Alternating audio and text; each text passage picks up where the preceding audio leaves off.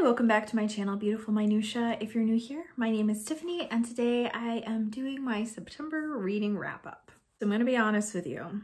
September was not a great reading month.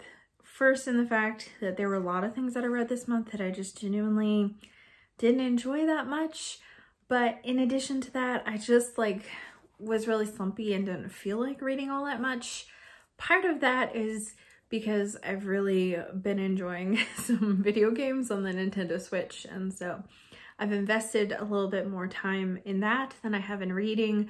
But genuinely, a lot of the stuff that I was reading for most of the month, I just wasn't enjoying that much, and it wasn't motivating me to want to read, but yet I made myself finish almost everything that I started, with the exception of one book. Most of the books that I did finish, I finished on audiobook, and so I would listen to them when I was walking the dog. And so that's the only reason why I got the amount of books completed that I did. Plus also I read 3 manga and 2 middle grade. So really I didn't read a whole lot that took a lot of time other than my audiobooks. So I'm gonna go ahead and start with my DNF just to get that out of the way. I did mention this in a tag video fairly recently. I think it was the cake tag that I did for my birthday. Anyways, that book is The Dispossessed by Ursula Le Guin. So this book is on my Read It Read project for this year, and Sandy from Miss Reads a Lot was reading this as part of her 1001 book club for the month of September. So I was like, great, I'm gonna hop into this. I'm gonna read this book. I did not read very much of it because I kind of hated it, to be honest. I'd heard a lot of people talk about how much they love Ursula Le Guin and that they love this book in particular. And I read the first chapter and a half, which doesn't sound like a lot, but the chapters are super long. So I got like 40 or 50 pages into it.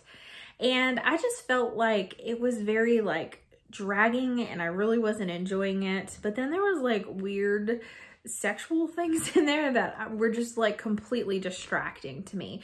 For example, there is this man who is coming from this planet to what I think is supposed to be Earth, and he talks about how the bed is super soft and that's extremely erotic to him, and the curves of all the furniture are rounded and that's extremely erotic to him, and that everything on Earth is so erotic. And I'm like, are you okay?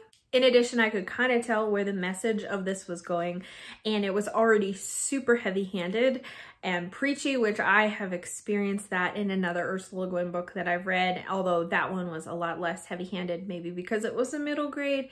But I just am not a fan of being punched in the face with the message that the author's trying to communicate. I don't mind there being a strong message. I don't mind the author having ulterior motives for telling a story, basically having a thing that they want to communicate, and that's why they wrote the story. That's not even an issue for me, but it's an issue for me where it's so heavy-handed.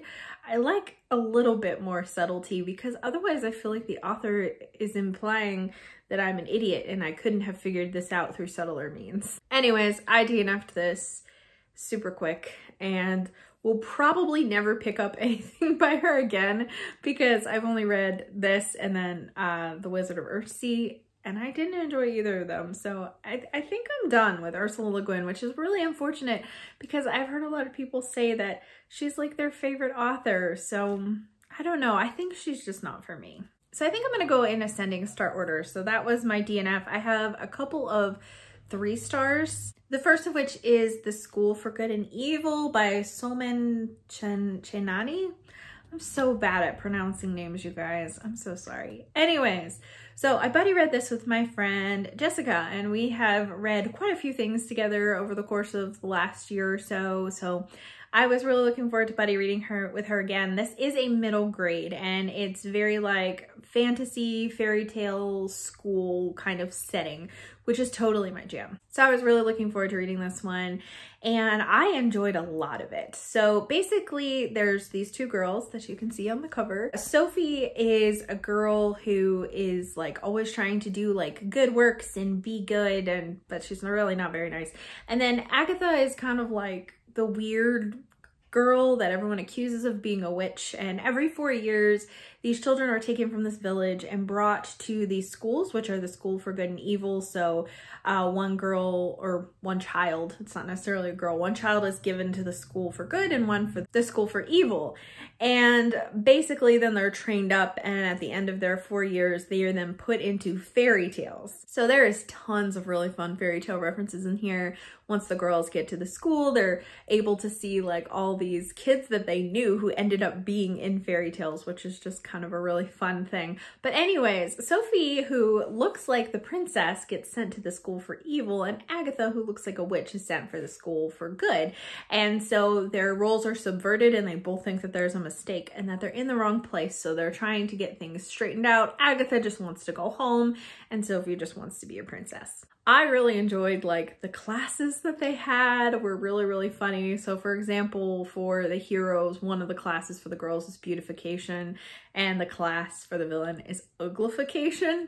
It was just really funny. And there was a lot of good messages about how someone looks on the outside is not a very good determination of what they're really like on the inside. And so I liked that message, but I feel like the end of this book really kind of ruined it for me, because it kind of takes a turn, and I don't want to get spoilery, but something happens at the end that just completely didn't make any sense and felt very out there, and I just really hated it because it seemed to imply certain things about Sophie and Agatha's friendship, and I found their friendship to be completely and entirely toxic. Like, it was just awful. Sophie was completely nasty to Aggie and just like had her own ulterior motives for everything all the time and only cared about herself. And Agatha actually cared about Sophie and tried to help her.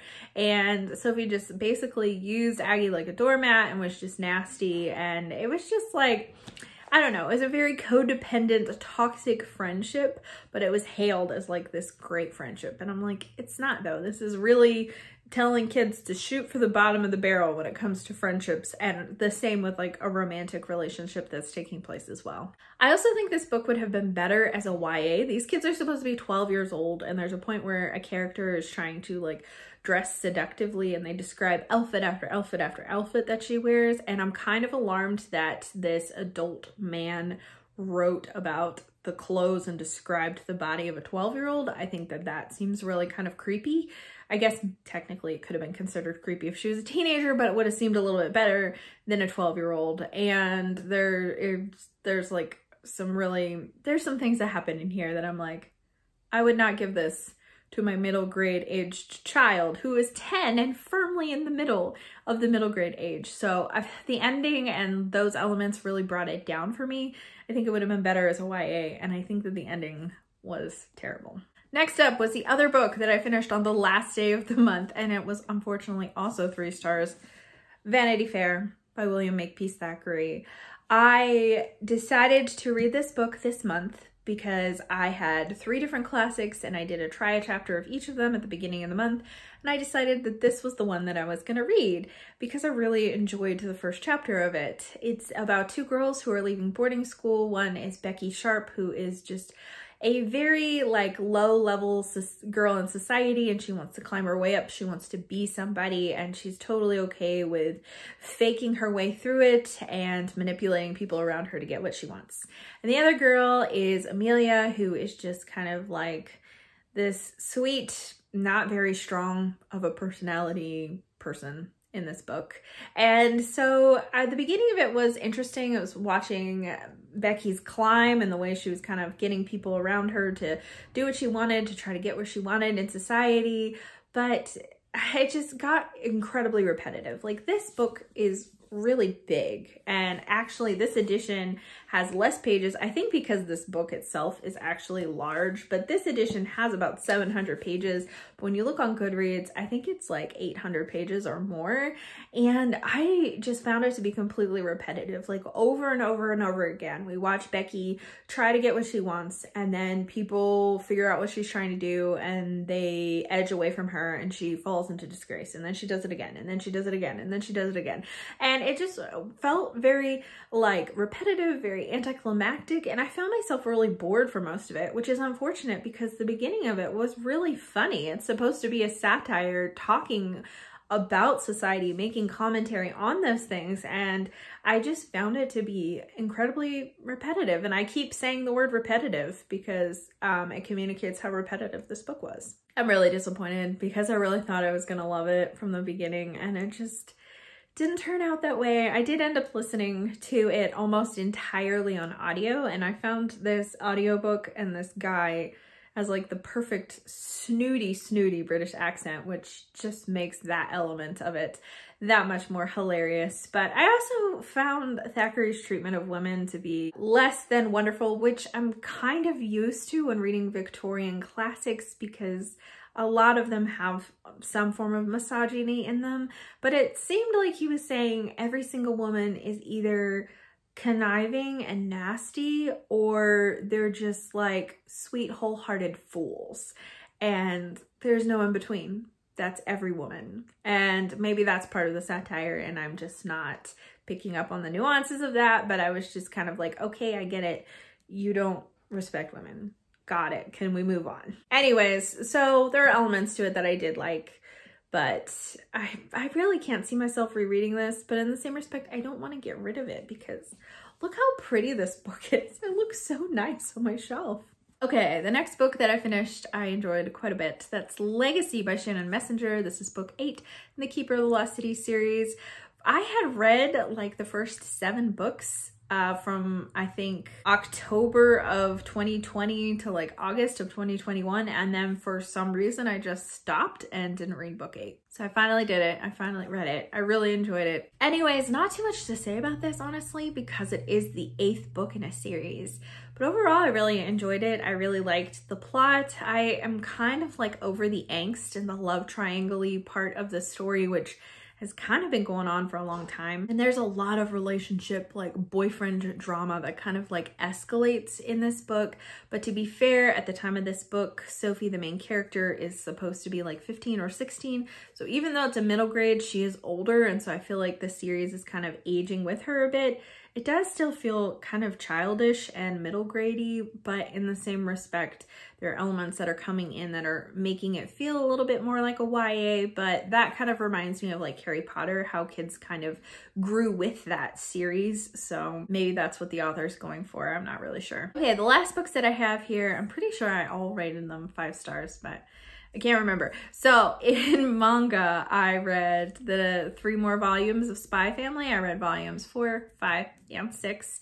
And I think I rated all of them 5 stars. I'm not really gonna talk about them because they're later in a series, but it's about a family with the dad is a spy and he has to get married and adopt a child in order for his mission. So he ends up marrying a woman that he does not realize is an assassin, and she doesn't realize he's a spy, and the daughter they adopt is a telepath, and they don't know she's a telepath, but she knows exactly what they're up to. And it's just fun. I really enjoy it. I just think it's a really fun little series, and it's very heartwarming but very funny, and I really enjoy it. One of the books, the little girl Anya wants to adopt a dog, and I love this dog.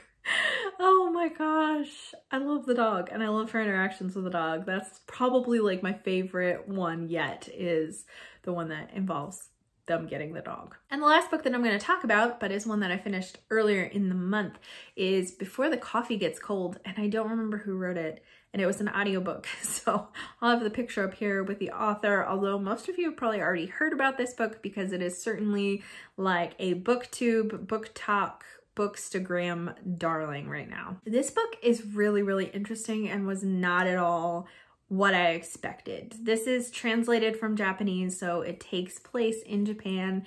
It's about this coffee shop, and in this coffee shop, you're actually able to time travel, but there are a lot of rules surrounding the time travel, like that you have to be sitting in a certain seat.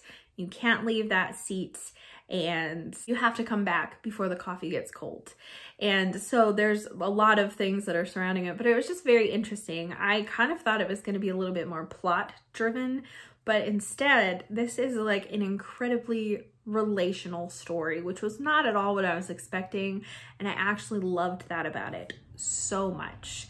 So it's kind of almost like 4 interconnected novellas rather than just like chapters, because the chapters are super long and there's 4 of them and they each follow a different person who is going back in time, but these people for the most part know each other, and so the relationships become more intertwined as you go. But there's one about a girl that wants to go back and see her boyfriend, one about a husband and wife, one about 2 sisters, and one about a mother and her daughter. And it's just like, it was wonderful. Like, it was so emotional, and I cried multiple times in this book, and I was not prepared for that at all. It just was really wonderful. And I have struggled with some translated works from Japan in the past because they write emotions very differently than American writers, because culturally there are a lot of differences.